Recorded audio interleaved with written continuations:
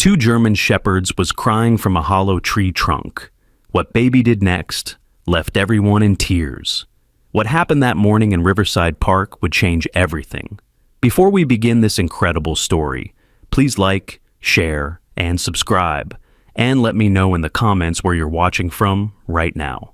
The crying started at dawn, not human crying. Something else? Something that made 5-year-old Ethan Miller stop dead in his tracks, his small hand slipping from his mother's grasp as he turned toward the sound that nobody else seemed to hear. "Ethan, come on," Grace Miller called, her voice tired from another sleepless night. "We need to get to Dr. Patterson's office." But Ethan wasn't listening. His blue eyes, usually downcast and distant since that terrible day 6 months ago, were suddenly alert. Alive. The morning mist hung heavy over Riverside Park, turning the joggers into ghosts and the trees into shadows. The crying came again, desperate, haunting, almost human, but not quite.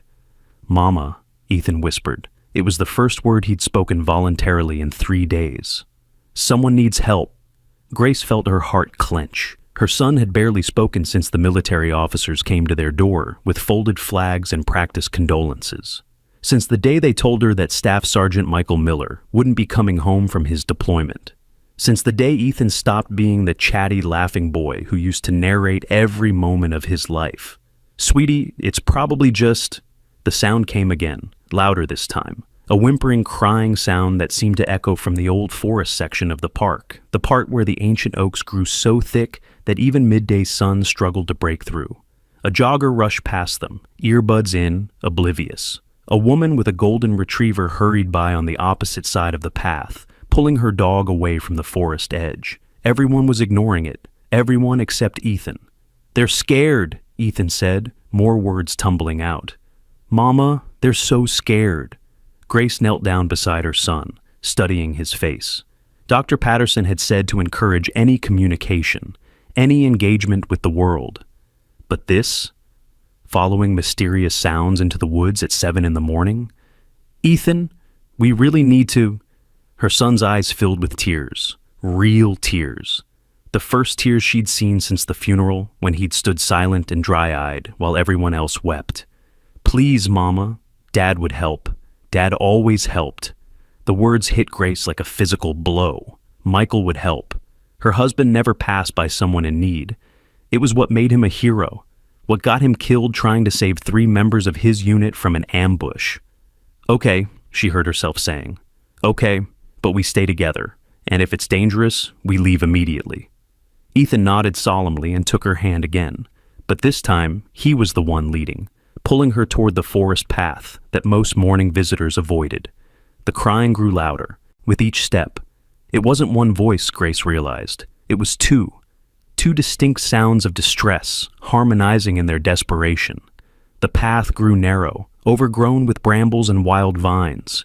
Grace's designer sneakers, remnants from her life before, when things like expensive shoes mattered, slipped on the damp leaves. Ethan moved with surprising confidence, as if something was guiding him. "There," he pointed. Grace saw it, an enormous oak tree, ancient and gnarled, with a hollow trunk so large a grown man could stand inside. The crying was coming from within that darkness. "Stay back," Grace warned, but Ethan was already approaching the tree. What he saw inside that hollow trunk made him gasp. 2 German shepherds pressed against the inner walls of the tree, their eyes reflecting the dim morning light like amber jewels. One was lying on its side, front leg bent at an unnatural angle, whimpering with each breath. The other stood over it protectively, crying, actually crying, with sounds that were almost human in their grief. "Oh my God," Grace breathed. The standing dog looked at them, and Grace saw something she'd never seen in an animal's eyes before. Not just intelligence, but recognition, as if it had been waiting for them specifically. "They're hurt," Ethan said, already dropping to his knees at the trunk's entrance. "Mama, look, they're really hurt." Grace grabbed his shoulder. "Ethan, no, they could be dangerous. We need to call animal control." "No!" The word exploded from Ethan with such force that Grace stepped back. "No, Mama, please." "Look at them. Really look." Grace looked. The dogs were wearing collars. Not regular pet collars, but thick military-grade collars with metal plates. The standing dog's collar was twisted, caught on something, and she could barely make out faded letters and numbers etched into the metal. "We need help," Grace said, pulling out her phone. "I'm calling—" "They don't want our help," a gruff voice interrupted from behind them. "Those dogs have been terrorizing this neighborhood for weeks." Grace spun around to see Harold Fitzgerald, a local resident she recognized from the Homeowners Association meetings. He was in his 60s, wearing an expensive tracksuit, his face red with exertion or anger. She couldn't tell which. "Terrorizing?" Grace asked. "They're injured and trapped." "That's what they want you to think," Harold said, his voice dripping with disdain. "They've been getting into garbage, scaring children, making a mess of this park. I've called animal control 3 times already. This time, they'll put them down for sure." Ethan made a sound Grace had never heard from him before, something between a growl and a sob. He turned back to the dogs and did something that made Grace's heart stop. He crawled into the hollow trunk. "Ethan, no!" But her son was already inside, his small body fitting easily into the space. The standing dog, the protector, tensed for a moment, then did something extraordinary. It stepped aside, allowing Ethan to approach the injured one. "It's okay," Ethan whispered, his voice echoing strangely in the hollow space. "I won't hurt you. I promise." The injured dog lifted its head slightly, and even from outside, Grace could see its tail attempt a weak wag. Ethan reached out slowly, so slowly, and touched the dog's head. The animal closed its eyes and leaned into his touch. "See?" Harold said loudly, and Grace noticed a small crowd was gathering. "The boy's going to get mauled. This is what happens when people don't control their kids." "Shut up!" Grace snapped, surprising herself with the vehemence. "Just shut up!" She watched her son, this little boy who hadn't voluntarily touched anyone in months, gently stroking the injured dog's head. He was humming something, a tune she recognized with a jolt. It was the cadence Michael used to hum, a military marching rhythm he'd taught Ethan when he was barely 3 years old. The effect on the dogs was immediate and stunning. Both animals' ears perked up. The standing dog sat down, its entire posture changing from defensive to attentive. The injured one's whimpering quieted. "Ethan," Grace called softly. "What are you doing?" "They know this song," Ethan said, never stopping his humming. "They know it, Mama. Just like Daddy taught me." Grace felt a chill run down her spine. She looked closer at the collars, trying to make out more details in the dim light. There were patches attached to the leather, military patches, torn and dirty, but unmistakable. "Someone call animal control," Harold was saying to the growing crowd. "These are clearly dangerous animals. Look at them. They're probably rabid." "They're not rabid," Ethan said firmly, his voice carrying out of the trunk. "They're soldiers." The crowd murmured, some laughing nervously at the child's words. But Grace wasn't laughing. She was looking at the way the dogs held themselves, even injured and trapped. There was something about their bearing, their alertness, despite their pain. "Ethan, can you see their tags? The metal parts on their collars?" Her son leaned closer to the injured dog, who allowed him to examine the collar without protest. "There's numbers," he called back, and names. This one says Ranger, Ranger, Ranger. A military name if Grace had ever heard one. "What about the other one?" Ethan turned to the standing dog, who lowered its head to allow the boy to read its tag. "Scout," Ethan said. "This one is Scout." "Those aren't pets," someone in the crowd said. "Those are military designations." Grace turned to see a young man in running gear, his face thoughtful. "I served 2 tours in Afghanistan," he continued. "Those are definitely military working dogs. Look at their stance, even injured. They're trained. Trained to kill more like," Harold interjected. "All the more reason to—" He was cut off by the sound of Ethan's stomach growling loudly. The boy laughed, actually laughed, and Grace felt tears spring to her eyes. She hadn't heard that sound in 6 months. "I'm hungry," Ethan announced, then looked at the dogs. "Are you hungry too?" He pulled something from his pocket, the peanut butter sandwich Grace had packed for after his therapy appointment, wrapped in plastic. Without hesitation, he unwrapped it and broke it into pieces. "Ethan, don't," Grace started, but stopped as she watched Ranger, the injured dog, take the offered piece with such gentle care that Ethan's fingers never even felt teeth. Scout waited patiently until Ethan offered a piece, then took it with the same careful precision. "They're starving," Ethan said, his voice cracking. "Mama, they're so hungry. How long have they been stuck here?" 3 days at least, someone in the crowd said. "I heard them crying 3 days ago, but thought it was just the wind." 3 days? Grace's heart broke thinking of these animals, injured and trapped, crying for help while people walked by, while people like Harold called them a menace. "We need to get them out," Ethan said with sudden determination. "We need to help them now." "The boy's right," the veteran jogger said, stepping forward. "I'm James, by the way, James Chen. I can help." "You'll do no such thing," Harold said, pulling out his phone. "I'm calling animal control right now. These animals are a public hazard."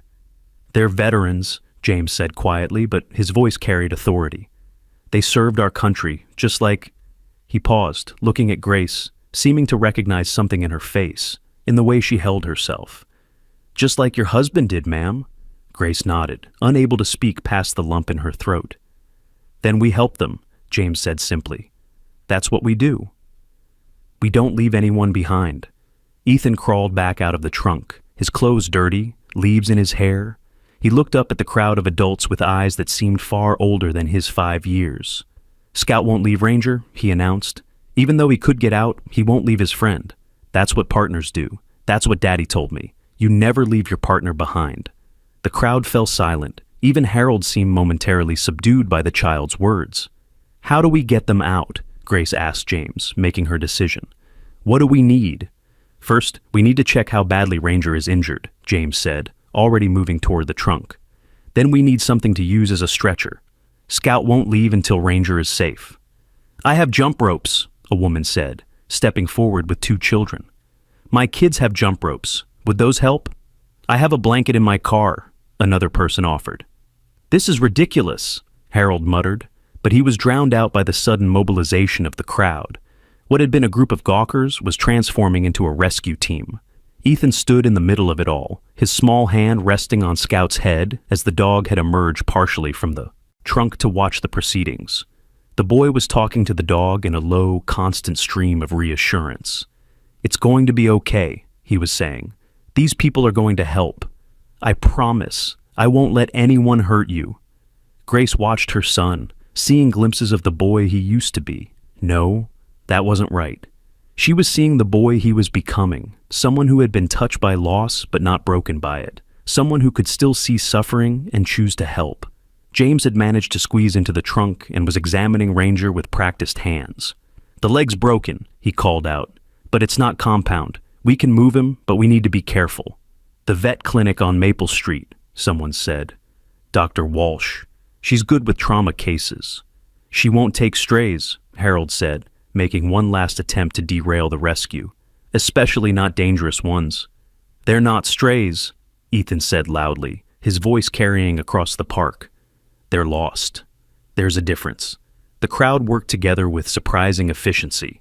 The jump ropes were tied together to create a makeshift harness. The blanket was spread out to use as a stretcher. James directed the operation with military precision, and Grace found herself wondering about his story, his service. "Okay, Ethan," James said. "I need you to keep Scout calm while we move Ranger." "Can you do that?" Ethan nodded solemnly. He positioned himself where Scout could see him and began humming that military cadence again. The dog's attention fixed on him completely, trusting this small boy with something Grace couldn't quite name. It took 40 minutes to extract Ranger from the hollow trunk. 40 minutes of careful maneuvering, of Scout whining anxiously, of Ethan maintaining a steady stream of reassurance. When they finally had Ranger on the blanket stretcher, the injured dog's eyes sought out Ethan immediately. "I'm here," the boy said, placing his small hand on Ranger's head. "I'm not going anywhere." The procession to the vet clinic was surreal. Grace walked beside the makeshift stretcher that 4 volunteers were carrying. Ethan walked with Scout, the dog matching his pace exactly, occasionally nudging the boy's hand with his nose. The crowd had grown to nearly 30 people, all invested now in the fate of these 2 dogs. Harold had disappeared at some point, but Grace barely noticed. Her attention was entirely on her son, who was talking more in this one morning than he had in the past month combined. "My dad knew dogs like you," Ethan was telling Scout. "He said military dogs were the bravest soldiers he knew. He said they would do anything to protect their partners." Scout made a soft whuffing sound, as if agreeing. Dr. Sarah Walsh was just opening her clinic when the procession arrived. Her eyes widened at the sight of 30 people, 2 German shepherds and a blanket stretcher. "What on earth?" "Please," Grace said, stepping forward. "They're injured. They're military working dogs and they need help." Dr. Walsh's expression changed immediately. "Military? Bring them in. Now." The clinic's small waiting room couldn't hold everyone, but Ethan refused to leave the dogs. Dr. Walsh, seeing the bond between the boy and the animals, allowed him to stay. "I need to sedate Ranger to set his leg," she explained to Ethan, as if he were an adult. "He might seem scary when he wakes up, confused and in pain." "He won't hurt me," Ethan said with complete confidence. "He knows I'm trying to help." As Dr. Walsh prepared Ranger for treatment, she scanned both dogs for microchips. The machine beeped and she frowned at the screen. "This is unexpected," she said slowly. "What?" Grace asked, her heart racing. "These dogs were reported missing 2 years ago, Doctor," Walsh said, reading from her computer. "They belong to—" She paused, her face going pale. "They belong to Sergeant Marcus Torres, 2nd Battalion, 75th Ranger Regiment." Grace felt the blood drain from her face. She knew that name. She knew that unit. "Marcus Torres," she whispered. "He was in Michael's unit. My husband's unit." Dr. Walsh looked between Grace and the dogs, understanding dawning on her face. "Your husband was Staff Sergeant Michael Miller?" Grace could only nod. "Mrs. Miller," Dr. Walsh said gently. "According to this, Sergeant Torres was killed in action 23 months ago. The same mission where?" She trailed off, but Grace knew. The same mission where Michael had died trying to save his fellow soldiers. Ethan, who had been listening to everything, looked at Scout with wide eyes. "You knew my daddy?" Scout moved closer to Ethan, pressing his large body against the boy's small frame. It was answer enough. "The records say the dogs went missing after Torres's death, Doctor." Walsh continued. "They were being transported to a military facility when they disappeared. There's been a search for them ever since." 2 years, James said from the doorway. "They've been trying to find their way home for 2 years. Grace sank into a chair, overwhelmed by the implications. These dogs had known Michael. They had served with him, possibly been saved by him in that final mission. And now, somehow, they had found their way to his son. "Mama," Ethan said, his voice small but certain. "Dad sent them to us. He knew we needed them." Grace wanted to explain that it didn't work that way, that it was just coincidence, but the words died in her throat. Because looking at her son, more alive and present than he'd been in 6 months, standing between 2 military dogs who had traveled unknown miles and survived untold hardships, she couldn't discount anything. "We need to contact the military, Doctor," Walsh said. "They'll want to know the dogs have been found." "No," Ethan said sharply. "They'll take them away." "Ethan," Grace started. "They need us, Mama. And we need them. Please." Before Grace could respond, the clinic door burst open. A woman in an expensive suit strode in, her face a mask of cold determination. Behind her were 2 men in dark clothing who looked like private security. "I understand you found my dogs," the woman announced. Grace stood up, instinctively moving closer to Ethan. "Your dogs?" "Victoria Blackwood," the woman said, producing a business card with a flourish. "I'm Marcus Torres's cousin. These dogs are technically part of his estate, which makes them mine. I wasn't aware Sergeant Torres had any family, Doctor," Walsh said carefully. "Distant family," Victoria said smoothly, "but family nonetheless. I have the paperwork right here." She produced a folder thick with official-looking documents. Grace glimpsed legal letterheads and military seals, but something felt wrong, very wrong. "The dogs are injured, Doctor," Walsh said. "They need medical treatment before they go anywhere. I have my own veterinarian," Victoria said dismissively.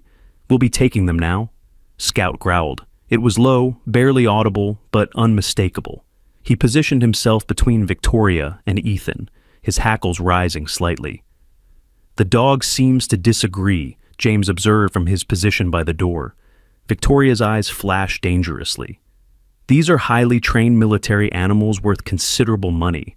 I've been searching for them for 2 years, and I won't be denied by a child's sentimental attachment." "Money?" Grace asked. "You're concerned about their monetary value?" "Don't be naive," Victoria snapped.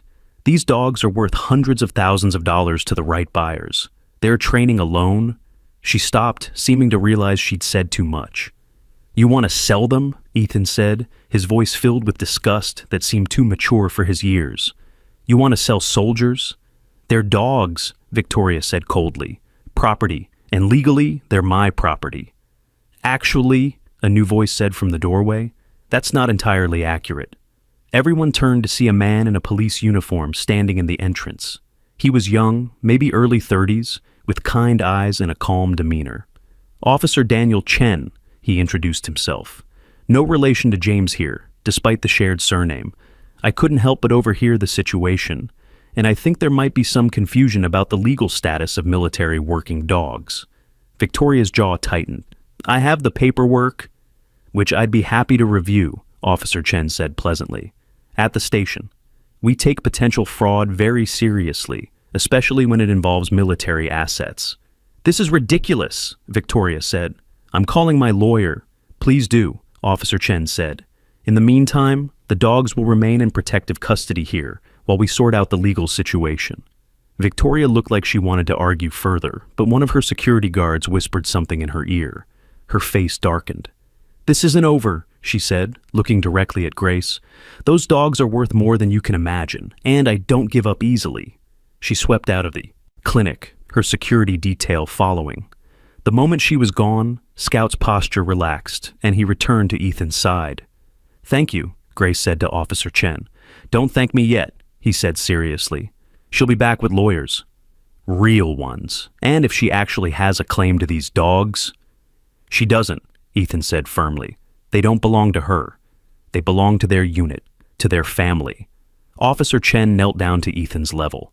"I understand how you feel, buddy. But the law? The law should protect heroes," Ethan interrupted. "My dad died protecting people. Sergeant Torres died protecting people. These dogs were protecting each other. Doesn't that mean anything?" The room fell silent. Dr. Walsh quietly continued treating Ranger, who was sedated but stable. Scout lay down next to the examination table, maintaining his vigil over his partner.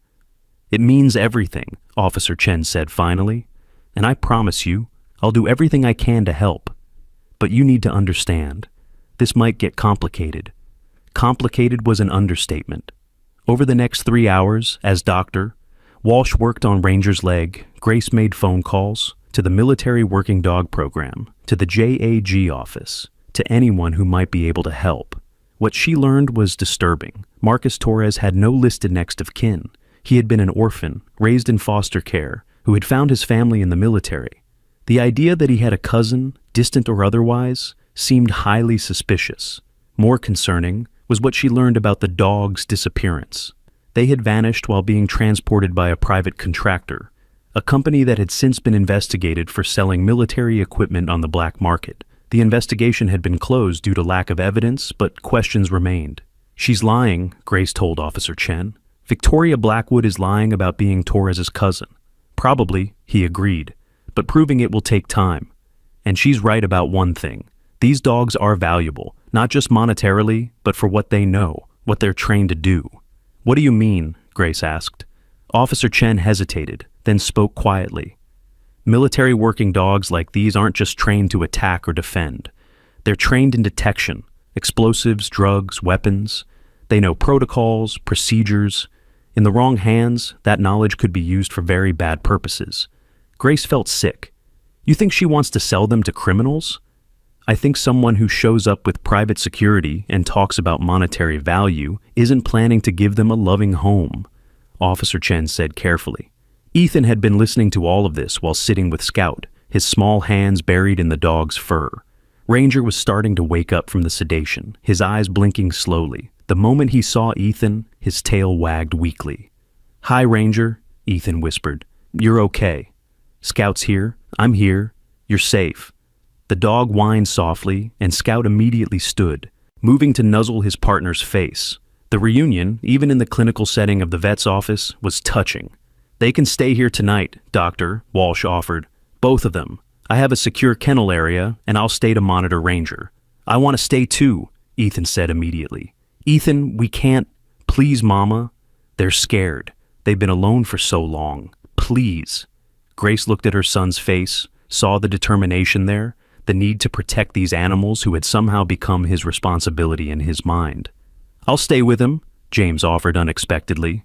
"I've got nothing planned today. Besides, someone should keep watch in case that Blackwood woman tries something." Grace felt a wave of gratitude toward this stranger who had shown such kindness. "Why are you helping us?" James was quiet for a moment.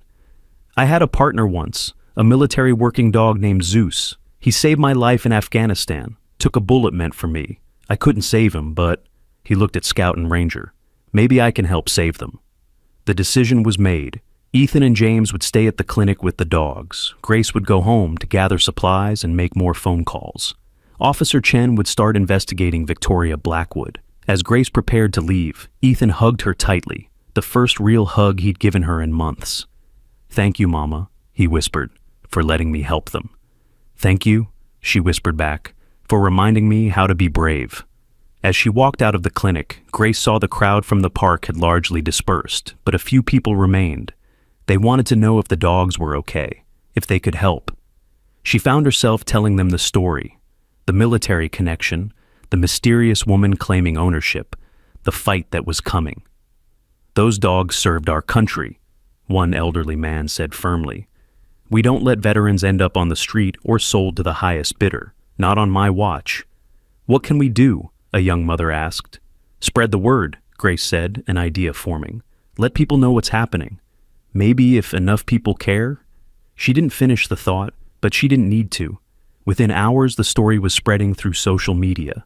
The photo someone had taken of Ethan leading Scout while Ranger was carried on the stretcher went viral. #, Save Ranger. And Scout began trending, but Victoria Blackwood wasn't idle either. That evening, as Grace returned to the clinic with sleeping bags and dinner for everyone, she found Officer Chen waiting with a grim expression. "She's filed an emergency injunction," he said. "She's claiming the dogs are dangerous and need to be removed from the clinic immediately. The hearing is tomorrow morning."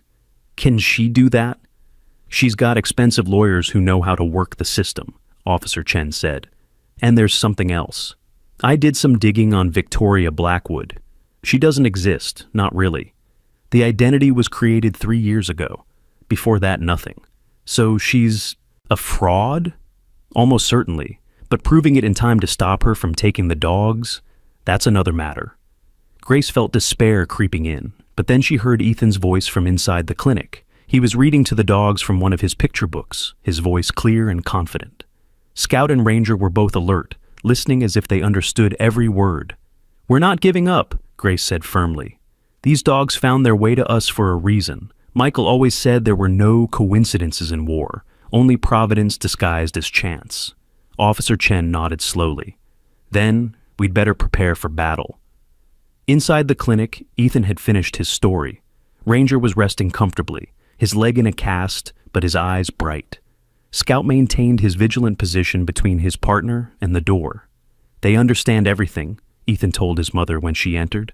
"I can see it in their eyes. They know we're trying to help." "Of course they do," James said from his seat in the corner. "Military dogs are smarter than most people give them credit for. They read situations, understand context. These two especially, they've survived 2 years on their own. That takes more than instinct. That takes intelligence." Grace settled down next to her son with the Chinese takeout she'd brought. As they ate, she watched the dogs, really watched them. The way Scout checked on Ranger every few minutes. The way Ranger's eyes tracked every movement in the room, cataloging threats and allies despite his injury. The way both dogs oriented toward Ethan, as if he were their commanding officer. "Tell me about the mission," she said suddenly to James. "The one where my husband died." James looked surprised. "I wasn't there, ma'am, but I heard about it. Everyone in the service heard about it." "Tell me what you heard." James glanced at Ethan, but Grace nodded for him to continue. "Staff Sergeant Miller and Sergeant Torres were part of a convoy that got hit by an IED. The vehicle carrying Torres flipped, trapping him and 2 other soldiers. Your husband went back, even though there were active shooters. He pulled all 3 men out, but he was shot, Grace finished. He died saving them. Torres died too, James added quietly, 2 days later from his injuries. But he lived long enough to tell everyone what your husband did, how he refused to leave anyone behind. Ethan was crying silently, tears streaming down his face. Scout moved closer to him, pressing his warm body against the boy's side. These dogs, James continued, would have been with that convoy. They would have known both men. The bond between a handler and their dog, it's something special. And for them to end up here, with you. He didn't finish, but he didn't need to. The implication hung in the air like a prayer. That night, as they prepared to sleep in the clinic, Ethan made a decision. He pulled out his father's dog tags, which Grace had given him after the funeral. He'd carried them, everywhere, but never worn them, saying they were too heavy. Now, he put them around his neck. I'm going to protect them, Dad, he whispered to the tags, just like you would have. Scout and Ranger both lifted their heads at his words, as if making a promise of their own. Tomorrow would bring lawyers and legal battles. It would bring Victoria Blackwood with her lies and her greed. It would bring challenges that seemed insurmountable. But tonight, in a small veterinary clinic, a boy and 2 dogs had found each other. They had formed a pack, a unit, a family born of loss but strengthened by love. And that, Grace thought as she watched her son fall asleep between 2 guardian shepherds, was its own kind of miracle. The story was far from over. In fact, the hardest battles were yet to come. But something had shifted in the universe. Some cosmic debt had begun to be repaid. Michael Miller had died saving soldiers. Now, those soldiers' dogs would save his son. It was, as Michael would have said, providence disguised as chance. The courthouse steps were slick with morning dew when Grace arrived with Ethan at 7:30, an hour before the emergency hearing. Scout and Ranger had to stay at the clinic with Dr. Walsh and James, but Ethan clutched a photo of them against his chest like armor. They're gonna take them away, aren't they? Ethan asked, his voice small in the vast emptiness of the early morning. Grace knelt beside him, adjusting his clip-on tie, Michael's tie, scaled down to fit a 5-year-old. Not if I can help it. Officer Chen was already there, uniform pressed, notebook in hand. I've been up all night digging, he said without preamble. Victoria Blackwood is definitely a fake identity. The real question is who's behind it. Does it matter if we can't prove it before the hearing? Grace asked. Maybe not to the judge, but it matters to me. His jaw was set with determination. Those dogs didn't survive 2 years of hell to end up as someone's commodity. The courthouse doors opened at 8, and they filed inside. The hearing room was smaller than Grace expected, more like a conference room than the grand courtrooms from TV shows. But Victoria Blackwood had already transformed it into her stage. She sat at one table with 3 lawyers in suits that probably cost more than Grace's monthly mortgage. Papers were spread across the table like battle plans. Victoria wore a different outfit today, softer, more sympathetic. She'd even added glasses, though Grace suspected they were just for show. Mrs. Miller, one of Victoria's lawyers said with false sympathy, "We understand this is emotional for you, given your husband's service. But emotions can't override legal ownership." "Save it for the judge," Officer Chen said curtly. More people began filing in. Grace was surprised to see some familiar faces from the park yesterday. The elderly man who'd offered to help, the young mother with her children. James arrived, having left. Dr. Walsh with the dogs, then more people, and more. "What's happening?" Grace whispered to Officer Chen. He smiled slightly. "The story went viral overnight. These are supporters. The judge agreed to allow public observation given the community interest." Victoria's face tightened as she saw the crowd. This wasn't part of her plan. Judge Patricia Thornton entered at exactly 9 o'clock. She was in her 60s, with silver hair pulled back severely and eyes that missed nothing. Grace's heart sank slightly. Judge Thornton was known for following the letter of the law, not the spirit. "This is an emergency hearing regarding the custody of 2 German shepherds, identified as military working dogs, Ranger and Scout," Judge Thornton began. "Miss Blackwood, you filed this injunction. Present your case." Victoria's lead lawyer stood. Your Honor, my client is the legal next of kin to Sergeant Marcus Torres, the registered handler of these animals. Upon his death, ownership transfers to family. We have documentation proving Miss Blackwood's relationship to Sergeant Torres, as well as evidence that these dogs pose a public danger and need immediate removal to a secure facility. A secure facility? Judge Thornton asked. Not a home? These are military animals, Your Honor. They require specialized handling. My client has arranged for their placement at a training facility in Nevada. Grace felt Ethan tense beside her. Nevada, thousands of miles away. I see. And this documentation of kinship? The lawyer produced a folder. Birth certificates, family records, DNA test results showing familial connection. Judge Thornton reviewed the papers with a frown. These DNA results are from a private lab I'm not familiar with. A fully certified facility, Your Honor. The judge made a note. And the danger to the public.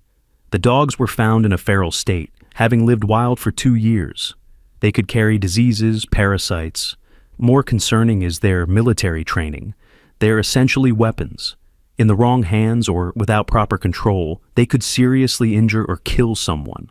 That's a lie! Ethan burst out, jumping to his feet. They're not weapons. They're heroes. Control your child, Mrs. Miller, Victoria said coldly, or I'll add disrupting legal proceedings to our complaint. Judge Thornton raised a hand. The child will remain quiet, but Ms. Blackwood, you'll address the court, not the opposing party. She looked at Grace. Do you have representation, Mrs. Miller? Grace's heart sank. She couldn't afford a lawyer, had been hoping to represent herself. No, Your Honor, She does now. Everyone turned as a man in a naval uniform entered the courtroom. He was tall, imposing, with silver eagles on his shoulders, marking him as a full colonel. Colonel James Mitchell, retired, Your Honor. I'm here to speak on behalf of the dogs and, with Mrs. Miller's permission, to provide legal counsel. You're an attorney, Colonel? Judge, Thornton asked. JAG Corps, Your Honor, 20 years, and I knew both Sergeant Torres and Staff Sergeant Miller personally. Victoria's lawyers exchanged worried glances. This wasn't in their plan either. Your Honor, Victoria's lead lawyer said, Colonel Mitchell hasn't filed any paperwork to appear. This is an emergency hearing, Judge Thornton interrupted. I'll allow it. Colonel Mitchell, proceed. The colonel moved to stand beside Grace and Ethan. Up close, she could see the ribbons on his chest, the weight of command in his bearing. Your Honor, he began, I'd like to start by addressing the claim that Victoria Blackwood is Marcus Torres' next of kin. You have evidence to the contrary? I have Marcus Torres himself, Your Honor. The colonel pulled out a tablet. 3 months before his death, Sergeant Torres updated his will and military records. He specifically stated he had no living relatives. This is his video testimony, recorded by JAG for his official records. The tablet came to life, showing a young man in combat fatigues. Marcus Torres had been handsome, with kind eyes and a gentle smile. His voice filled the courtroom. I, Marcus Torres, being of sound mind, do declare that I have no living relatives. I was raised in the foster system after my parents died when I was 2. I have no siblings, no cousins, no extended family. My family is my unit, my brothers and sisters in arms.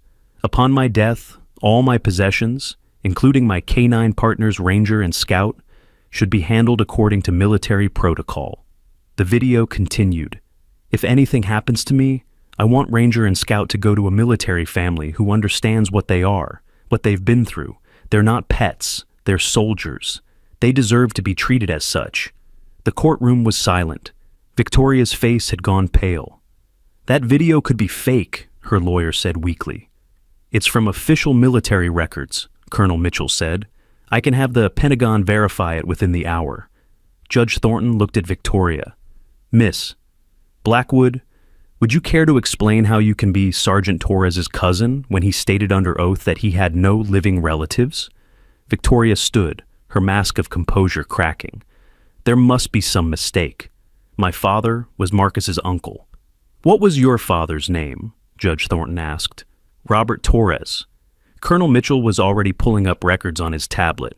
Your Honor, there is no Robert Torres related to Marcus Torres in any database, military, civilian, or governmental. "This is harassment," Victoria snapped. "I have documentation." "Forged documentation," Officer Chen said, standing. "Your Honor, I've been investigating Miss Blackwood. The company that provided her DNA test doesn't exist. The address is a vacant lot in Delaware. The birth certificates she provided use fonts that weren't in use when they were supposedly printed." Victoria's lawyers were frantically whispering among themselves. One stood up. "Your Honor, we need time to verify our client's documents." "You submitted fraudulent documents to this court?" Judge Thornton's voice was ice. "That's a felony, counselor. We relied on our client's representations. Then you failed in your due diligence." The judge turned to Victoria. "Miss Blackwood, or whatever your real name is, you're going to sit down and remain silent while we sort this out, or I'll have you arrested for contempt and fraud. Am I clear?" Victoria sat, her face a mask of fury. "Now," Judge Thornton said, "let's discuss what should actually happen to these dogs.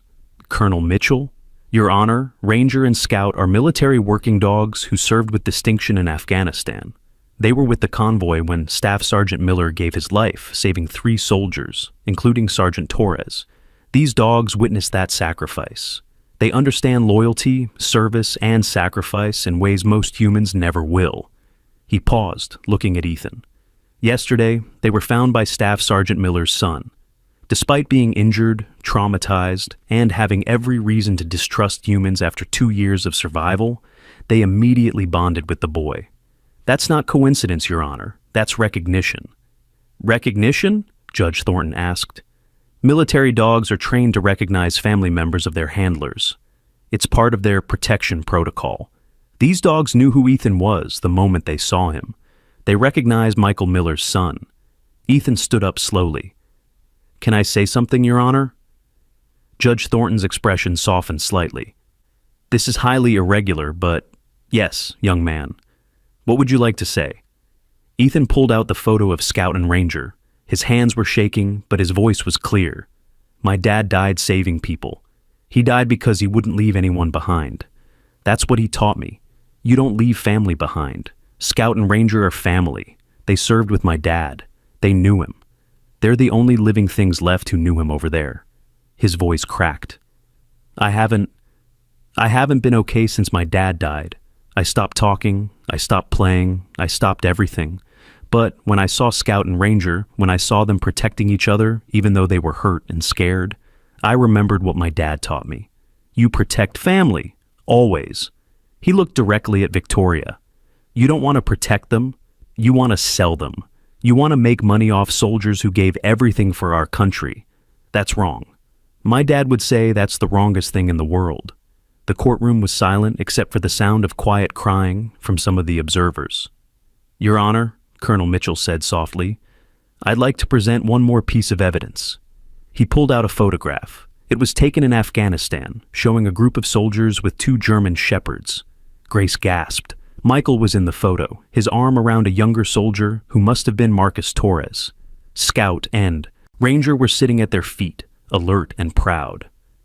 "This was taken 1 week before the convoy attack," Colonel Mitchell said. "Look at how the dogs are positioned. They're not just with their handler, they're guarding both men. They saw Staff Sergeant Miller as part of their pack, their family." "That's very touching," Victoria said, unable to stay silent. "But it doesn't change the legal—" "Actually, it does," a new voice said from the back of the courtroom. Everyone turned to see a woman in a simple dress, her face weathered by sun and sorrow. She walked with a slight limp, and her eyes were fixed on Victoria with undisguised anger. "Your Honor," she said, "I'm Maria Torres. Marcus Torres was my husband." The courtroom erupted. Victoria shot to her feet. "That's impossible. Marcus wasn't married." "We married 2 weeks before his last deployment," Maria said, pulling out documents. "It was quiet, just us and 2 witnesses. He wanted to make sure I was taken care of if anything happened to him." She looked at Victoria with disgust. "I don't know who you are, but you're not his family.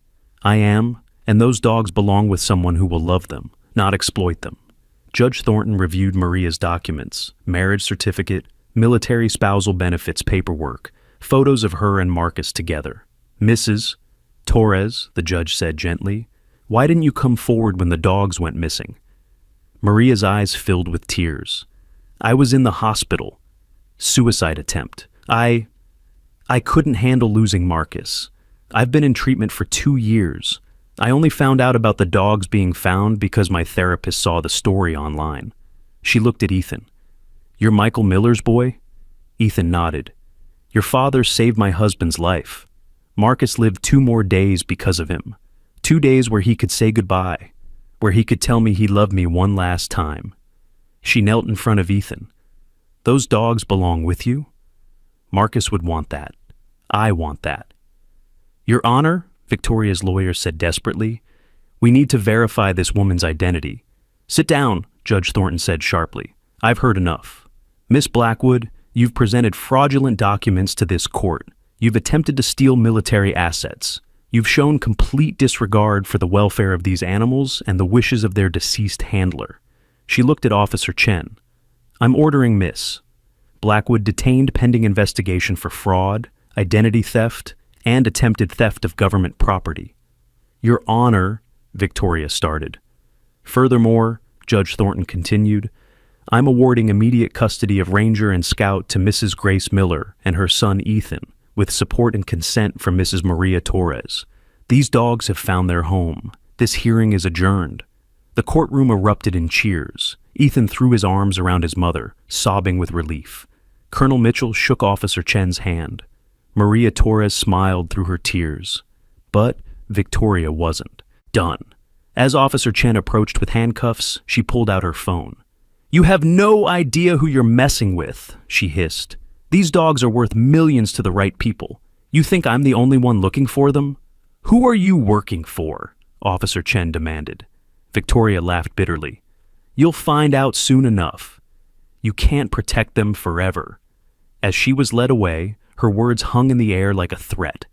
Grace pulled Ethan closer, suddenly afraid that this victory was only temporary. Colonel Mitchell seemed to read her thoughts. "We'll protect them," he said firmly. "I'll make sure of it." They rushed back to the clinic to share the news. The moment they walked in, Scout and Ranger knew something had changed. Both dogs rushed to Ethan, tails wagging, as if they understood they were finally safe. "We won," Ethan told them, burying his face in Scout's fur. "You're coming home with us." Dr. Walsh smiled through tears. "Ranger's leg is healing well. He can go home tomorrow, but he'll need careful monitoring and physical therapy." "We'll do whatever it takes," Grace said. That evening, as they prepared to take Scout home, while Ranger stayed one more night for observation, Maria Torres sat with them in the clinic. "Tell me about Michael," she said to Grace. "Marcus talked about him all the time, said he was the best soldier he'd ever served with." Grace found herself sharing stories she hadn't told anyone since Michael's death, about how he'd sing off key in the shower, how he'd make pancakes shaped like dinosaurs for Ethan, how he'd call from Afghanistan just to hear their voices, even for 30 seconds. "Marcus was the same," Maria said. "He'd call me at weird hours just to say he loved me. Said he never wanted me to wonder, never wanted his last words to be anything but love." Ethan was sitting between Scout and Ranger, the injured dog having insisted on being part of the gathering despite his cast. "Did they know they might not come home?" he asked quietly. Maria and Grace exchanged glances. "Yes," Maria said gently. "They knew. But they went anyway. Because protecting people, serving their country, that's who they were." "Like Scout protecting Ranger," Ethan said.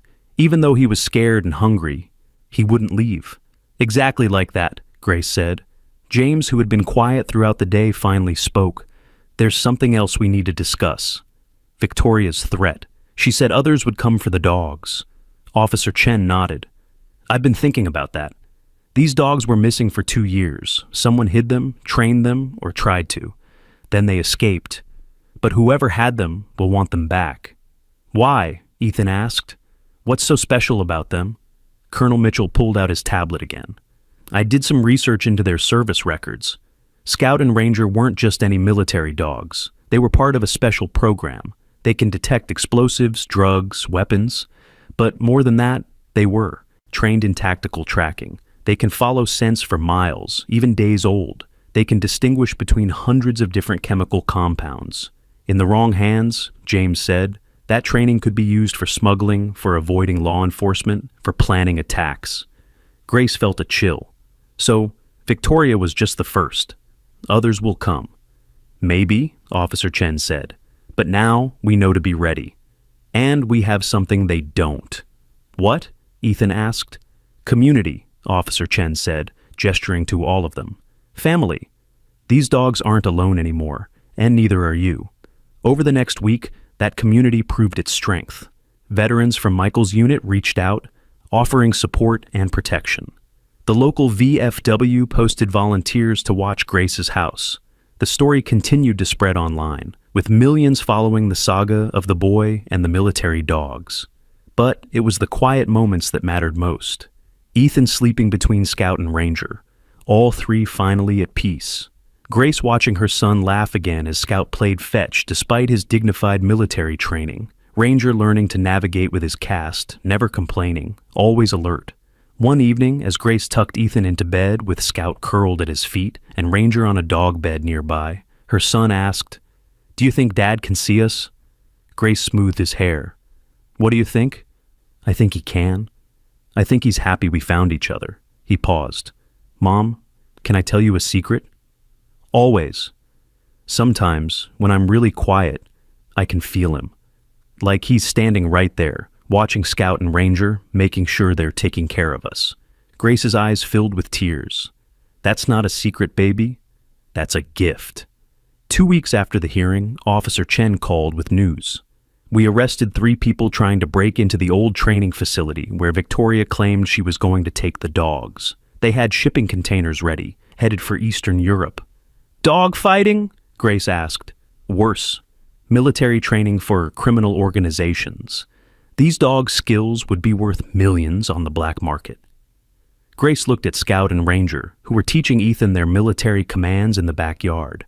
The dogs had transformed from broken, injured strays to proud, confident animals. But more than that, they'd transformed her son from a grief-stricken shell to a boy with purpose. "They'll keep coming, won't they?" she asked. "Maybe.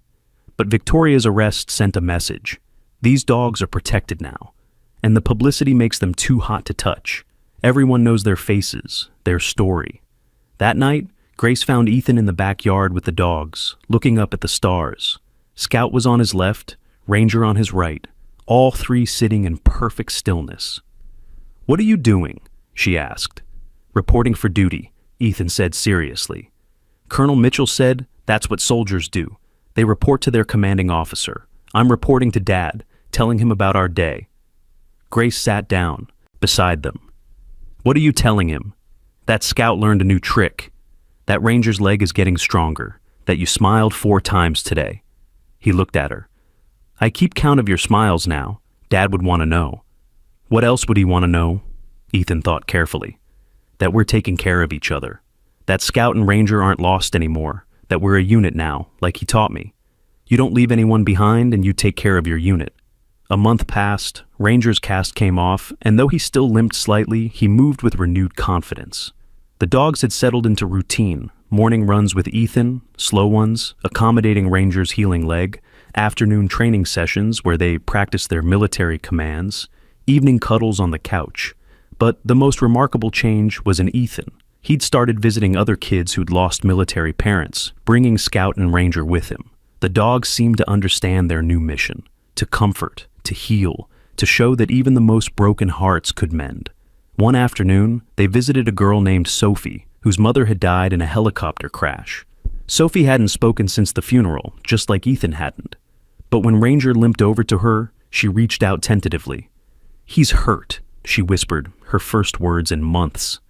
"He was," Ethan said, "but he's getting better. Every day, a little better." Sophie looked at Ethan with eyes too old for her 7 years. "Does it stop hurting?" Ethan was quiet for a moment, then said something that made Grace's heart break and soar simultaneously. "No, but you get stronger than the hurt, and sometimes you find new family who helps carry it." Scout moved to Sophie's other side, and she found herself surrounded by warm, understanding presence. She started crying, the first tears since her mother's death. Her father wept with relief. That night, Colonel Mitchell called with unexpected news. "The Pentagon wants to honor Scout and Ranger. And you, Ethan—" "Me?" Ethan squeaked. "You saved 2 military heroes. You've turned them into therapy dogs for military families. That's service, son. Real service." The ceremony was held at the state capitol. Hundreds attended, veterans, military families, and supporters who'd followed the story. Scout and Ranger wore their service vests, looking dignified and proud. The governor spoke about sacrifice and service. Colonel Mitchell talked about the bonds between soldiers. Maria Torres, stronger now after months of therapy, spoke about Marcus and Michael, about love that transcends death. But it was Ethan's speech that brought everyone to tears. "My dad told me that being brave doesn't mean you're not scared," he began, his young voice carrying across the crowd. "It means you do the right thing even when you're scared." Scout and Ranger were scared and hurt, but they protected each other. My dad was probably scared, but he saved people anyway. He looked at the dogs, sitting perfectly at attention beside him. Some people think Scout and Ranger are just dogs, but they're not. They're soldiers, they're heroes, they're family. They show us that even when you're lost, even when you're hurt, even when everyone else gives up on you, you can still find your way home.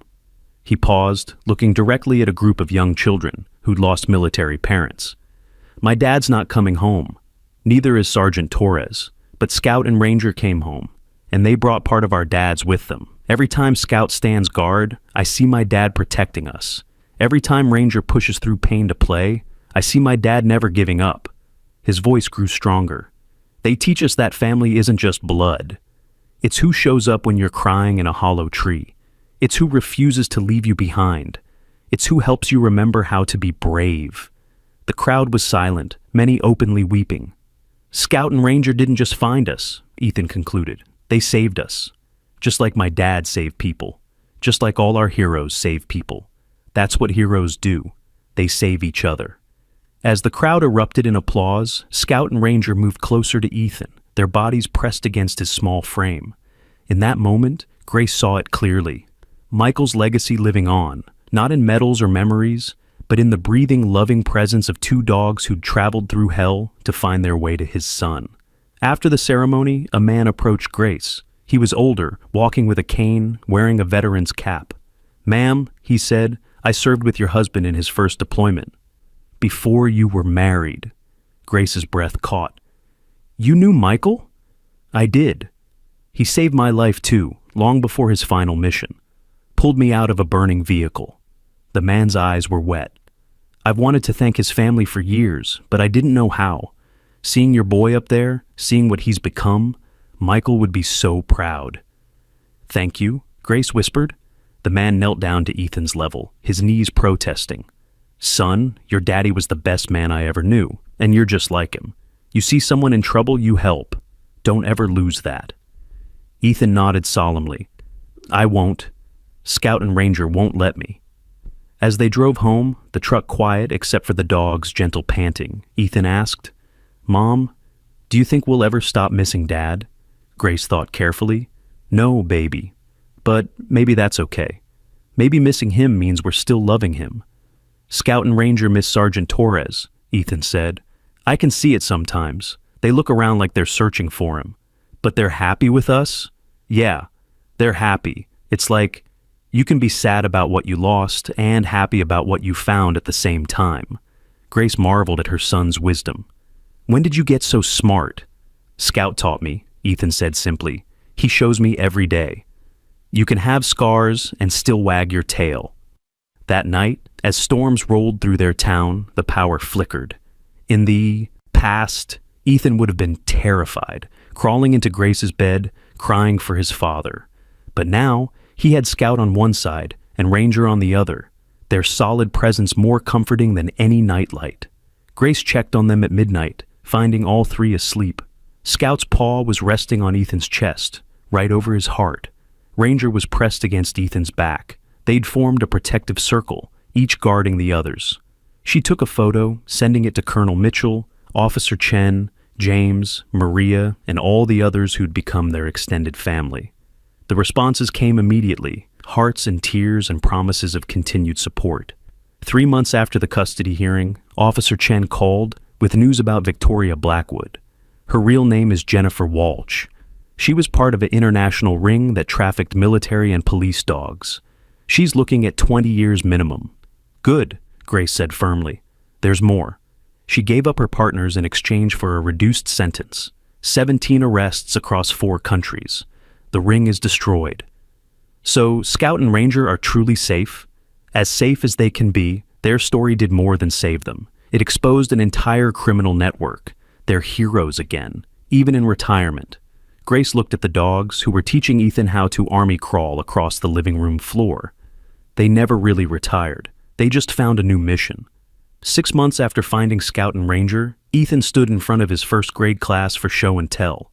The teacher had initially been hesitant about bringing 2 large German shepherds into a room full of 6-year-olds, but Grace had assured her they were perfectly trained. "This is Scout and this is Ranger," Ethan began, as the dogs sat perfectly still beside him. "They were my dad's friends in Afghanistan. My dad died saving people, and Scout and Ranger got lost trying to find their way home. But they found me instead." One little girl raised her hand. "Are they mean?" "They look scary." Ethan shook his head. "They look scary because they have scars. But scars just mean you survived something hard. It doesn't make you mean. It makes you strong." He had Scout demonstrate some commands. Sit, stay, down, guard. The children gasped as the dogs responded instantly to Ethan's small voice. "Can we pet them?" a boy asked. Ethan looked at his teacher, who nodded. "Okay, but you have to be gentle and calm. Scout and Ranger can feel your feelings. If you're scared, they get worried. If you're calm, they're calm." One by one, the children approached. Scout and Ranger, these warriors who'd faced Taliban fighters and IEDs, were infinitely patient with sticky fingers and clumsy pats. One little boy, who Ethan knew had anxiety issues, sat frozen when Scout approached him. "It's okay, Tommy," Ethan said gently. "Scout knows you're nervous. Look, he's lying down to show you he's not a threat." Indeed, Scout had prostrated himself completely, his head on his paws, eyes soft and unthreatening. Tommy reached out slowly, touching Scout's head. The dog's tail wagged gently, and Tommy smiled. "He's soft," Tommy whispered. "Yeah," Ethan said. "Strong things can be soft too."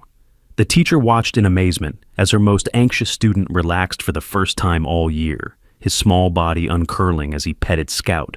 She looked at Grace with tears in her eyes. "They're therapeutic, aren't they?" Grace nodded. "They heal people." "It's what they do." After show and tell, the principal approached Grace. "Mrs. Miller, would you consider bringing the dogs regularly? We have several students who've experienced trauma, domestic violence, loss of parents, various anxieties. I think Scout and Ranger could help." And so began a new chapter. Ethan, Scout, and Ranger became regular visitors to schools, hospitals, and support groups. The boy who'd stopped talking became a voice for healing. The dogs who'd been abandoned became anchors for the lost. 1 year after that day in the hollow tree, they returned to that spot in Riverside Park. The tree still stood, ancient and weathered. Someone had placed a small plaque at its base, "Where heroes found their way home." Ethan sat between Scout and Ranger, looking into the hollow that had sheltered them. "You were so scared," he said to the dogs.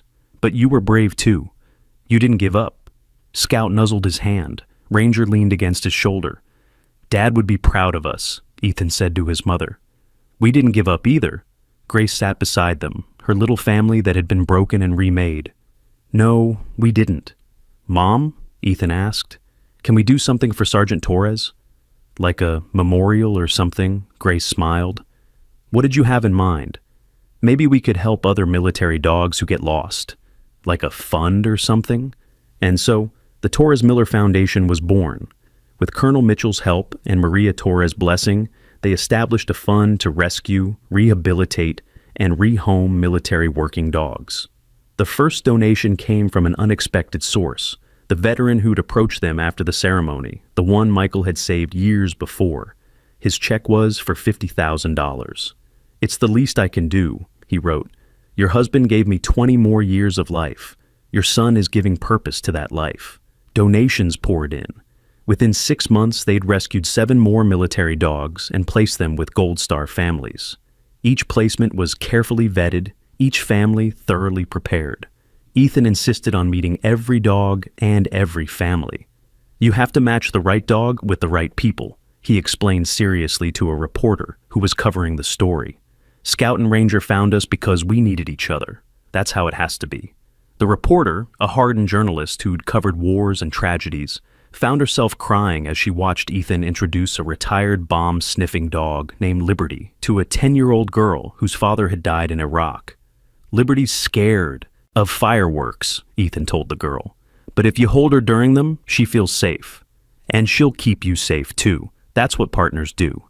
2 years passed. Ethan grew taller, his baby face maturing into something that looked startlingly like Michael's. Scout's muzzle grew gray, and Ranger's limp became more pronounced on cold days. But their bond only deepened. On the second anniversary of finding the dogs, they received a package with no return address. Inside was a USB drive and a note. "You deserve to know the truth." The video on the drive was grainy, clearly from a security camera. It showed a warehouse where dogs were kept in cages. Scout and Ranger were there, younger, healthier, but desperately trying to escape. A man's voice off camera said, "These two won't break. We've tried everything. They just keep fighting." Another voice, Victoria Blackwood's, replied, "Then get rid of them. If we can't use them, no one can." The video showed someone opening Scout and Ranger's cage, expecting them to cower. Instead, the dogs had burst out, Scout attacking the handler while Ranger found the exit. They'd fought their way to freedom together. They saved themselves. Ethan breathed, watching the video. Just like Dad saved his unit, they saved themselves. Grace contacted Officer Chen, who confirmed the video's authenticity. It was evidence in the ongoing case, showing that Scout and Ranger had been held for almost 2 years before escaping. "They survived 2 years of hell," Officer Chen said, "then survived months on their own. The fact that they trust anyone at all is a miracle." "It's not a miracle," Ethan said firmly. "It's love. Love is stronger than hurt." The video became part of Scout and Ranger's legend, shared millions of times online. It inspired more donations, more rescues, more healing. The Torres Miller Foundation expanded nationally, with chapters in 12 states. But fame wasn't what mattered to Ethan. What mattered were the quiet moments. Scout waking him for school with gentle nose bumps. Ranger insisting on checking every room in the house before bed. His protective instincts never fading. Both dogs lying with him when the sadness about his father grew too heavy. One evening, as spring turned to summer, Grace found Ethan in the backyard, teaching Scout and Ranger a new trick. He was trying to get them to howl on command, something they'd never done. "Why howling?" she asked. Colonel Mitchell said that military dogs howl to honor fallen soldiers, like a salute, but with their voices. "I want them to howl for Dad and Sergeant Torres." It took weeks of patient training, but finally, on a clear night with stars brilliant overhead, Scout lifted his head and howled. Ranger joined him, their voices harmonizing in a sound that was both mournful and beautiful. Ethan stood between them, his own head tilted back, and let out his own howl, a child's voice joining the ancient song of loss and love and memory. Grace recorded it, sharing it with their extended military family. The response was immediate and overwhelming. Videos poured in of other military dogs and their families howling together, a chorus of remembrance that spanned the globe. "You started something," Colonel Mitchell told Ethan. "A new tradition, howling for the fallen." "Scout and Ranger started it," Ethan corrected. "I just helped them remember how." 3 years after the hollow tree, Ethan was 8, tall for his age and serious beyond his years. Scout and Ranger were showing their age too. Scout's face was almost entirely gray now, and Ranger needed medication for his arthritis. But they still served, still comforted, still protected. One autumn morning, they received a call that would test everything they'd built. A military dog named Valor had been found in Detroit, aggressive and traumatized, scheduled to be euthanized. Every rescue organization had rejected him as too dangerous. "We have to try," Ethan said immediately. "Ethan, this dog has bitten 3 handlers. He's beyond help," Grace said gently. That's what everyone said about Scout and Ranger, that they were too wild, too dangerous. But they weren't. They were just scared. Grace looked at her son, at the determination in his young face. "This is different. This dog could seriously hurt someone. Then we bring Scout and Ranger. They'll know what to do." It was crazy, but Grace had learned to trust her son's instincts about dogs. They drove to Detroit with Colonel Mitchell, Scout, and Ranger in the back of the truck. Valor was being held at a military facility in a reinforced kennel. He was massive, even for a German shepherd, with scars covering his body. His eyes were wild, unfocused, filled with rage and terror. "He was captured by insurgents," the handler explained. "Tortured for weeks before a raid freed him. He hasn't let anyone near him since." Ethan studied Valor for a long moment, then looked at Scout and Ranger. "You know him, don't you?" Both dogs were focused intently on Valor, their bodies tense but not aggressive. Scout whined softly, a sound Grace had never heard him make. "They served together," Colonel Mitchell said, checking his tablet. "Valor was in the same unit. He would have known your husband, Mrs. Miller." Ethan made a decision that made everyone gasp. He opened Scout's kennel door. "Ethan, no!" Grace shouted, but Scout was already moving. The old dog walked slowly toward Valor's kennel, no aggression in his posture, just steady determination. Valor snarled, showing teeth, but Scout kept coming. When he reached the kennel, Scout did something extraordinary. He lay down, exposing his belly, the ultimate sign of submission and trust. Valor stopped snarling. He stared at Scout, confusion replacing rage. Then recognition dawned in his eyes. He knew Scout, remembered him. "Now, Ranger," Ethan said quietly. Ranger joined Scout, also lying down in submission. Valor began to pace, whining, his entire demeanor changing. These were his brothers, his unit, his family. "Open the kennel," Ethan said. "Absolutely not," the handler said. "Open it," Colonel Mitchell ordered. "The boy knows what he's doing." The handler reluctantly opened Valor's kennel. Everyone held their breath as the traumatized dog emerged. He could have attacked, could have run. Instead, he went to Scout and Ranger, sniffing them thoroughly, his tail starting to wag for the first time in months. Then, Ethan did the bravest thing Grace had ever seen. He walked forward, slowly, humming that military cadence his father had taught him. Valor's head snapped up, his eyes locking onto Ethan. For a moment, nobody breathed. Then Valor's tail wagged harder. He recognized the cadence, recognized the boy's scent, so similar to the soldier who'd been kind to him years ago. "Hi, Valor," Ethan said softly. "I'm Ethan Miller. My dad was Staff Sergeant Michael Miller. He knew you. He thought you were brave." Valor approached Ethan slowly, cautiously. When he was close enough, Ethan held out his hand. Valor sniffed it, then, incredibly, licked it. "How?" the handler whispered. "Dogs remember love," Ethan said simply. "Even through all the hurt, they remember love." Valor came home with them that day. It took months of patient work, with Scout and Ranger showing him that he was safe, that not all humans meant harm. But eventually, Valor became another success story, placed with a veteran who understood trauma and patience. The story of Valor's rescue spread, cementing Ethan's reputation as the dog whisperer of military canines. But Ethan rejected the title. "I don't whisper to them," he explained to yet another reporter. "I just remember what my dad taught me. You meet people where they are, not where you want them to be. Dogs are the same. You meet them in their pain, and you stay there until they are ready to heal." 4 years after the hollow tree, Scout's health began to decline. The vet was gentle but honest. His heart was failing. He might have weeks, maybe months. Ethan took the news with a maturity that broke Grace's heart. "He's tired," Ethan said quietly. "He's been fighting for so long, first in Afghanistan, then to survive, then to help us. He's tired." They made Scout's last months magical. Every day was an adventure. Beach trips where Scout could feel sand between his toes, forest hikes where he could smell 1,000 stories, quiet evenings where Ethan read to him from books about brave dogs and faithful friends. Ranger never left Scout's side. As if he knew his partner's time was limited, the two dogs would lie together, Ranger's head resting on Scout's back, a silent promise that he wouldn't let his brother face this alone. On a quiet Tuesday morning, Scout couldn't get up. His breathing was labored, his eyes cloudy with pain. Ethan knew it was time.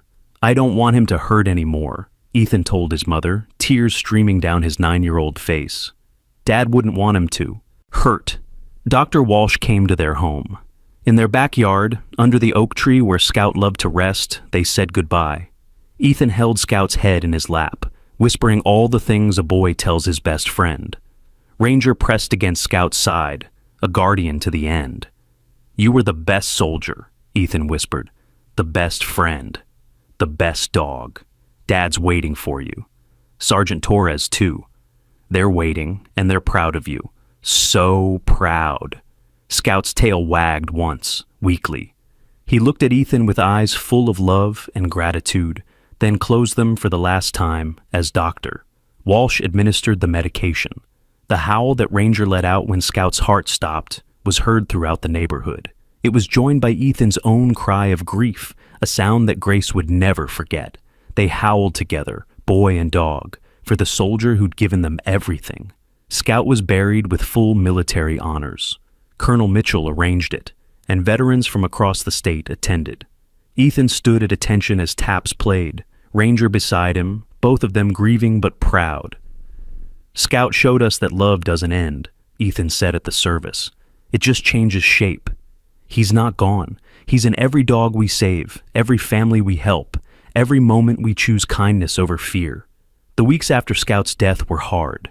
Ranger searched for his partner constantly, whining at night, refusing to eat. Ethan was patient, understanding that Ranger's grief matched his own. "We have to take care of each other now," Ethan told Ranger.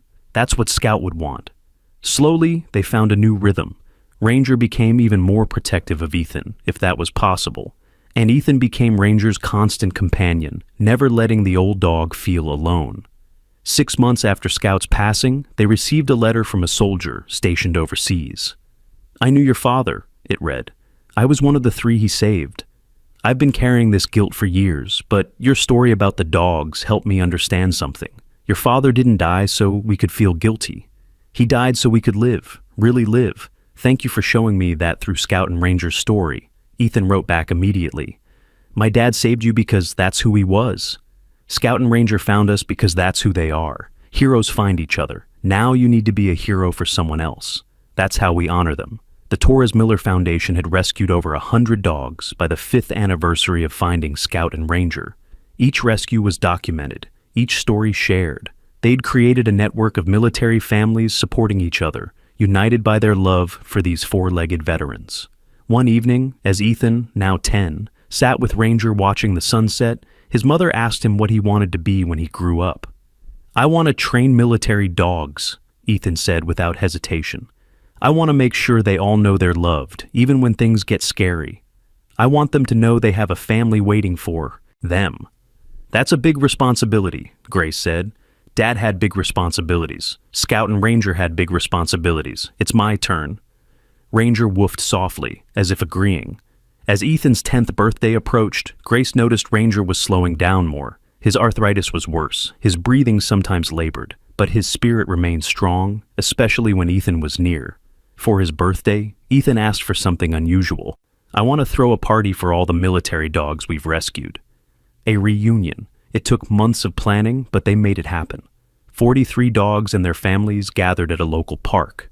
Dogs who'd been broken, abandoned, forgotten, now played and ran, or walked slowly for the older ones, with families who cherished them. Ethan stood in the middle of it all, Ranger by his side, watching the joy they had helped create. A photographer captured the moment, a boy and an old dog surrounded by healing and hope. "Look what you started," Grace told her son. "Scout and Ranger started it," Ethan corrected, as he always did. "They showed me that, even when you're lost and scared and hurt, you can still find your way home. You just need someone to believe you're worth saving." That photo would later become the symbol of the Torres Miller Foundation, inspiring thousands more to open their homes to military dogs in need. As winter approached, Ranger's health declined rapidly. The vet visits became more frequent, the medication stronger, but Ranger fought on, as if he had one more mission to complete. That mission revealed itself on a snowy December morning. A call came in about a German Shepherd puppy found on a military base, abandoned near the memorial wall. The puppy was maybe 8 weeks old, frightened and alone. When they brought the puppy home, Ranger immediately perked up. He sniffed the little one thoroughly, then began grooming him with a gentleness that belied his own pain. "He's teaching him," Ethan said in wonder. "Ranger's teaching him how to be brave." They named the puppy Honor. Over the next weeks, Ranger showed Honor everything: how to walk on a leash, how to respond to commands, how to comfort Ethan when sadness struck. It was as if Ranger was passing on his legacy, ensuring Ethan wouldn't be alone. On a quiet morning, 2 weeks before Christmas, Ranger couldn't stand. His eyes found Ethan's, full of apology and exhaustion. "It's okay," Ethan whispered, lying down beside his old friend. "You did everything. You saved me, just like Dad asked you to. You can rest now." Ranger's tail thumped once against the floor. He looked at Honor, who was curled against his side, then back at Ethan. His message was clear: "I've left you in good paws."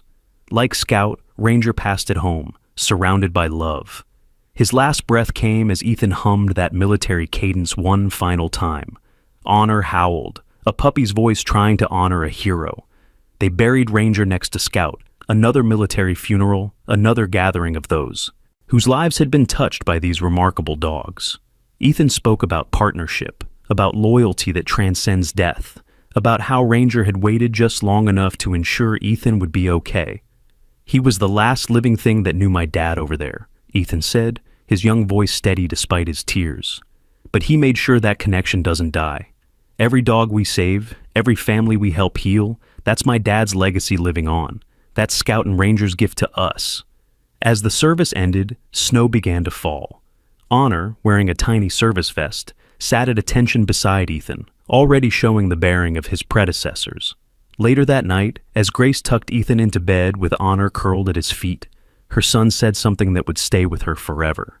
"Mom, I used to think Dad sending Scout and Ranger to us was magic, but now I understand. It wasn't magic, it was love.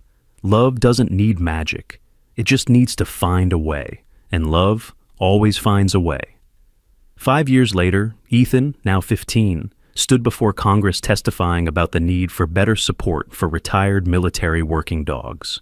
Honor sat beside him, fully grown and trained, a certified therapy dog like his mentors. "These dogs give everything," Ethan said, his voice now deep but carrying the same conviction it had at 5 years old. "They serve without question, sacrifice without hesitation, and love without condition. The least we can do is ensure they have homes, medical care, and dignity in retirement." The bill passed unanimously. The Scout and Ranger Act, as it came to be known, provided federal funding for the care and placement of retired military dogs. At the signing ceremony, the president asked Ethan how he'd become such a powerful advocate at such a young age.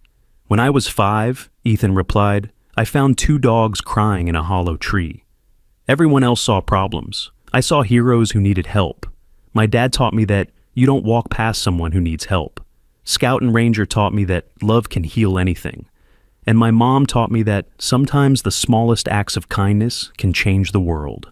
He paused, looking at Honor, who was watching him with the same devotion Scout and Ranger had shown.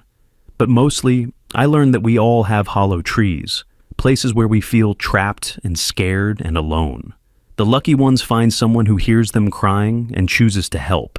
Scout and Ranger heard me crying, even when I didn't make a sound. They saved me as much as I saved them." The president wiped away a tear. "Your father would be incredibly proud." "He is proud," Ethan corrected gently. "I know because Scout and Ranger told me. Not with words, but with every tail wag, every protective stance. Every moment they chose trust over fear. They were his messengers, telling me that love doesn't die. It just transforms." 10 years after that morning in Riverside Park, the hollow tree still stood. It had become something of a shrine, with people leaving flowers, dogs, toys, and notes of gratitude. A proper memorial had been erected, bronze statues of 2 German shepherds, one standing guard, one lying down but alert, with a small boy between them. The plaque read, "Scout and Ranger, military working dogs, who traveled through darkness to bring light." And Ethan Miller, the boy who heard their cries and answered with love.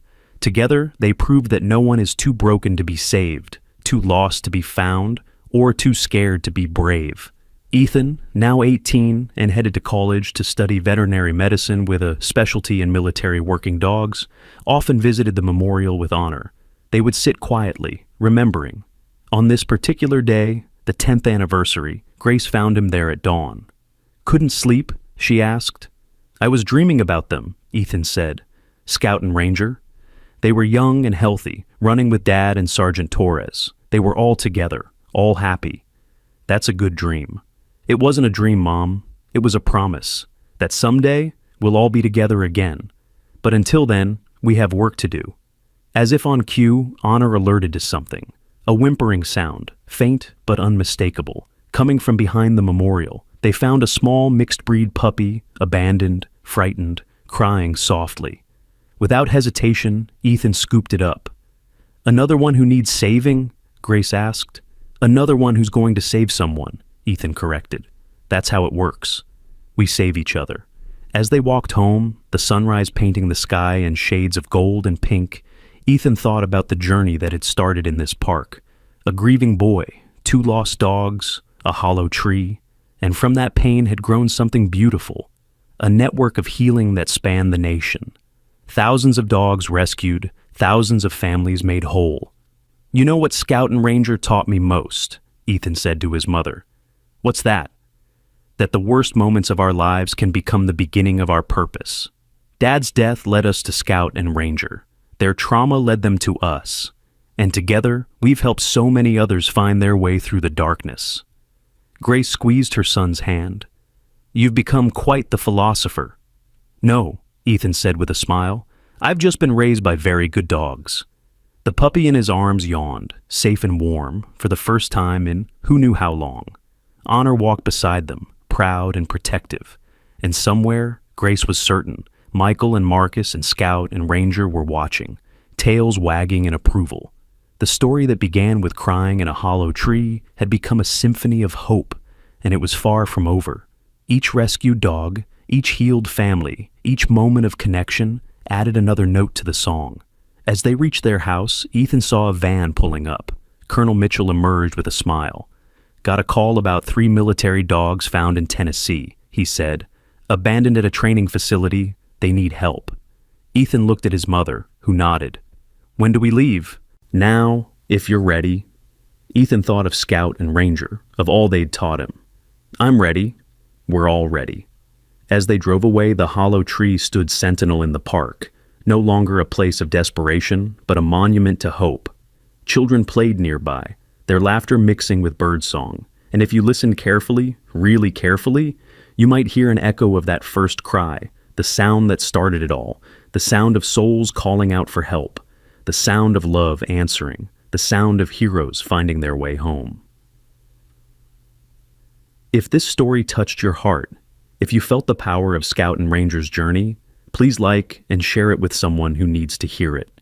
Subscribe to our channel for more incredible true stories of courage, love, and the unbreakable bonds between humans and animals. And comment below. Where are you watching from? Have you ever been saved by a dog's love? Share your story, because every tale of rescue and redemption deserves to be heard. Remember, sometimes the smallest acts of kindness, like a 5-year-old boy sharing his sandwich with 2 scared dogs, can change the world. Together, we can make sure no hero, human, or animal is ever forgotten or left behind. Like, share, comment, and subscribe. Let's spread this message of hope to every corner of the world.